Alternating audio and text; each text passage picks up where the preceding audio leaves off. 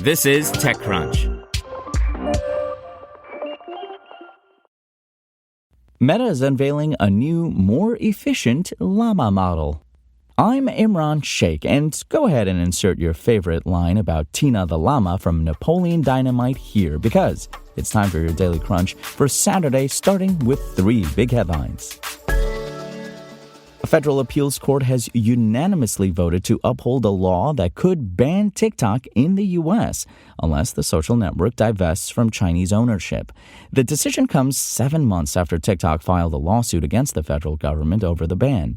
Friday's ruling from the appeals court rejects TikTok's claims that the law violates the U.S. Constitution's commitment to free speech and individual liberty. TikTok responded to the ruling by signaling plans to appeal to the Supreme Court. President Biden signed the sell or ban law back in April, giving ByteDance until January 19th to sell the app or face a ban. The bill followed 4 years of allegations from the U.S. government that TikTok's ties to China pose a national security risk and that it exposes Americans' sensitive information to the Chinese government. Fresh campaign financing data shows that Elon Musk poured more than $260 million into political groups in 2024 that helped Donald Trump win the presidential election and consequently secured a position for himself as the co-head of government efficiency, according to the Federal Election Commission. The New York Times reported that Musk and the entities he controls disclosed about $277 million in donations to federal groups this election cycle. His donations make Musk the largest donor of the election cycle, and they can be viewed as an investment in the future of his own companies. Trump is in favor of deregulation, which could benefit industries Musk is involved in, including AI and space exploration. Musk's XAI this week landed $6 billion in fresh funds. The billionaire executive is worth $361.7 billion, according to the Bloomberg Billionaires Index. He has seen his wealth surge in the months since Trump won the election. The bulk of Musk's donation, roughly $238.5 million, went to the America PAC, a super political action committee he founded in the spring that largely focused on the presidential race.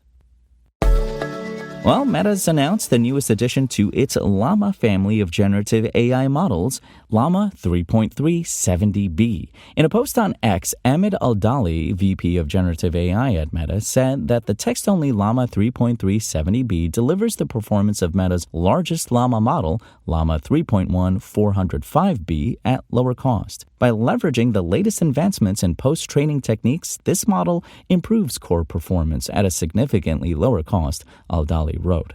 Al-Dali published a chart showing Llama 3.370B outperforming Google's Gemini 1.5 Pro, OpenAI's GPT-4o, and Amazon's newly released Nova Pro on a number of industry benchmarks, including MMLU, which evaluates a model's ability to understand language. Via email, a Meta spokesperson said that the model should deliver improvements in areas like math, general knowledge, instruction following, and app use. Llama 3.370B, which is available for download from the AI dev platform Hugging Face and other sources, including the official Llama website, is Meta's latest play to dominate the AI field with open models that can be used and commercialized for a range of applications. Now, Meta's terms constrain how certain developers can use Llama models. Platforms with more than 700 million monthly users must request a special license. But for many, it's immaterial that Llama models aren't open in the strictest sense. Case in point, Llama has racked up more than 650 million downloads, according to Meta. And as it turns out, Meta has leveraged Llama internally as well. And I've got your startup news to head into the weekend with. Former NBA Lakers star Meta Standiford Artest, formerly known as Meta World Peace, has teamed up with Steven Stokels, the former CEO of Boost Mobile, to launch True Sky Ventures, a firm that's looking to invest in sports and health tech, according to Sportico. The firm wants to raise $100 million and cut its first formal check to the performance beverage company Barcode, founded by former New York Knicks and LA Lakers performance director Mubarak Malik, Sportico reported. And back in the heady, halcyon days of 2021, Hardcore Capital planned to focus on consumer technology with a $200 million fund.